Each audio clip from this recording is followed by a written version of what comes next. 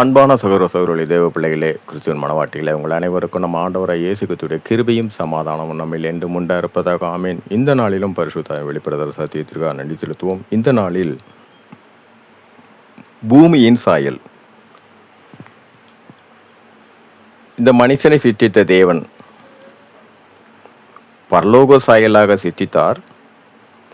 ஆனால் இந்த பூமிக்கு வரும் பொழுது பரலோகத்தில் புசிப்பு குடிப்புலாம் ஒன்றுமில்லை. அங்கே தீமை என்று ஒன்றே கிடையாது. ஆனால் இந்த பூமியின் சாயலில் அவன் வரும்போது மனுஷனை சிருஷ்டித்த தேவன் இந்த ஏதேன் என்ற ஒரு தோட்டம், பழங்களை குறித்து எல்லாம் வெளிப்படுத்துகிறாரு. இந்த சாயலில் அந்த மனுஷன் இருக்கும்போது இதற்கு ஏற்றா போல அதே பரலோக தேவன் பூமியிலே எப்படியாக வெளிப்படுகிறார் என்றால், கர்த்தர் என்று. தேவன் எப்படி பிதா, குமாரன், பரிசுத்த ஆவி என்ற நமது ரூபத்தின்படியே சொன்னாரோ அதே போல இங்கே கர்த்தர் என்ற நாமத்தில் தேவன் வெளிப்படுகிறார். இப்போ இவருக்குள்ளாகத்தான் ஆவி, ஆத்மா, சரீரம். அங்கே பிதா, குமாரன், பரிசுத்த ஆவி, இங்கே ஆவி, ஆத்மா, சரீரம்.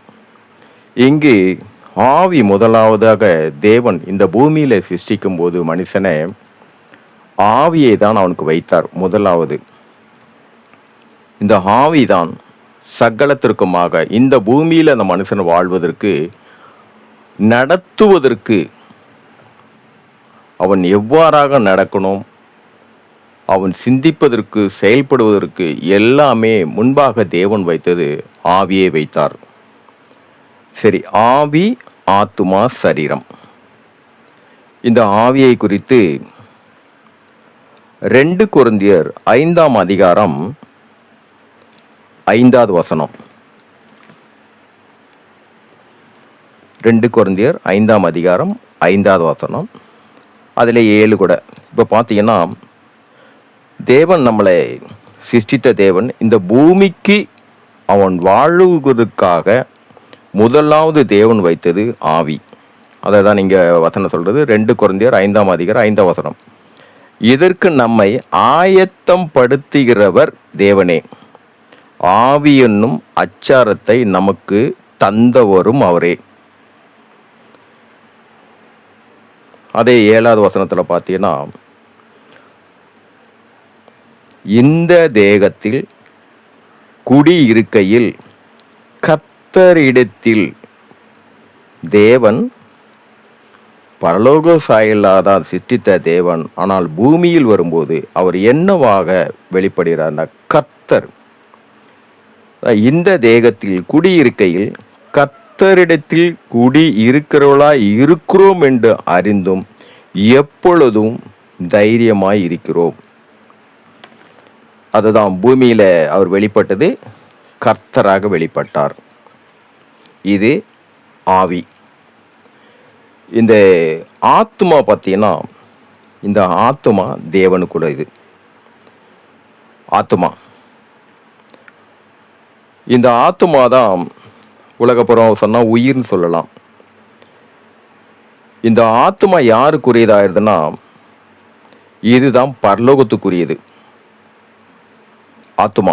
இப்போ ஆத்மாவை குறித்து ஆதியாகமம் 35ஆம் அதிகாரத்தில் 18வது வசனம். இங்கே ஆத்மாவை குறித்து என்ன சொல்லுகிறார்னு பார்த்தீங்கன்னா, மரண காலத்தில் அவள் ஆத்மா பிரியும் போது அவள் அவனுக்கு பெனானி என்று பெயரிட்டாள். அவன் தகப்பனோ அவனுக்கு பென்யமீன் என்று பெயரிட்டாள். ஆவியிலும் சரீரத்திலிருந்து ஆவி பிரியாது. அதாவது பூமிக்குள்ள பார்த்தீங்கன்னா, ஆவி, ஆத்மா, சரீரம் இது எடுத்துக்கொள்ளப்படும் போது, மறுரூபம் ஆகும்போது இந்த மூன்றும் என்னவாகும் என்றால், ஒரே தேவனுக்குள்ளாக, சிருஷ்டிப்புக்குள்ளாக, ஆவிக்குள்ளாக போகும். ஆனால் இங்கே பூமியிலே ஆவி எடுத்துக்கொள்ளப்படும் போது நம்மளை உயிர்ப்பிக்க செய்யும், ஆத்துமா பரலோகத்து சென்றடையும். இங்கே பார்த்தீங்கன்னா கொடுக்கப்படுற வார்த்தை, மரண காலத்தில் அவள் ஆத்துமா பிரியும் போது, எதன் விட்டு பிரியும் போதுன்னு பார்த்தீங்கன்னா, இந்த கூடாரம் இருக்கு இல்லையா, நம்முடைய உடம்பு, இதுலேருந்து ஆத்மா பிரியுது. ஏன்னா அந்த ஆத்மா அது பரலோகத்துக்குரியது. அப்போ பரலோகத்துக்குரியனா ஆவி, ஆத்மா, சரீரம். இந்த ஆத்மா அது தேவனுக்குரியது. எப்பொழுதும் சரி, யாருடைய ஆத்மானாலும் சிருஷ்டிக்கப்பட்ட மனுஷனுடைய எல்லா ஆத்மாவும், பறவைகளதும் மிருகத்தெல்லாம் போகாது, மனுஷன் மட்டுமே. ஏனென்றால் தேவன் அவனை சிருஷ்டிக்கும் போது தம்முடைய சாயலாகவும் ரூபத்தின்படி சிருஷ்டித்தார். அதனால் எங்கே சிருஷ்டித்தாரோ அந்த இடத்துக்கு தான் இந்த ஆத்மா போவோம். இப்போ மூன்றாவது பார்த்தீங்கன்னா சரீரம். இந்த சரீரத்தை குறித்து, இந்த சரீரமும் யாருக்குரியதுன்னு பார்க்கலாம். 1 கொரிந்தியர் 6ஆம் அதிகாரம் 13ஆம் வசனம். சரீரம் வயிற்றுக்கு போஜனமும் போஜனத்துக்கு வயிறும் ஏற்கும், ஆனாலும் தேவன் இதையும் அதையும் அழிய பண்ணுவார். சரீரமோ வேசித்தனத்திற்கல்ல, கர்த்தருக்கே உரியது, கர்த்தரும் சரீரத்துக்குரியவர். இங்கே பார்த்தீங்களா, இந்த மூவருமாக ஆவி, ஆத்மா, சரீரம் ஆகிய கர்த்தருக்குள்ளாக பூமியில் அவர்கள் வெளிப்பட்டது கர்த்தர் என்ற ஒரு நாமத்தில் வெளிப்பட்டால். ஆனால் வார்த்தையில் பார்த்தீங்கன்னா, வயிற்றுக்கு போஜனமும் போஜனத்துக்கு வயிறும் ஏற்கும், ஆனாலும் தேவன்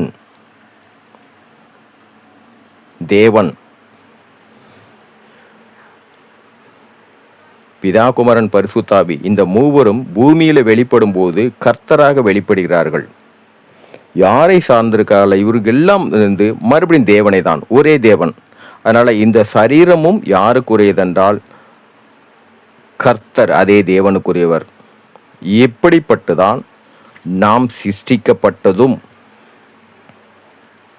சிருஷ்டிக்கப்பட்டது இதன்படிதான். இந்த நாளைக்கு இந்த காரியத்தை குறித்து ஆவியானவர் வெளிப்படுத்துவார். இந்த சாயலிருந்து நம்முடைய கிரிகைகள் எவ்வாறாக வெளிப்பட்டது, எப்பொழுது இந்த உலகத்துடைய சாயலில் வந்தோம், இதனை குறித்து ஆவியானவர் நமக்கு வெளிப்படுத்துவார். விசுவாசிப்போம். அதற்காக இந்த நாளிலும் ஆவியானவர் வெளிப்படுத்தின சத்தியத்திற்காக நன்றி செலுத்துவோம். இந்த காரியத்தின்படி எல்லாவற்றிலும் மூவரிலும் ஒருவராக இருக்க தேவனே, உம்முடைய ஒருவருடைய நாமத்துக்கு மகிமை உண்டாவதாக. ஆமென்.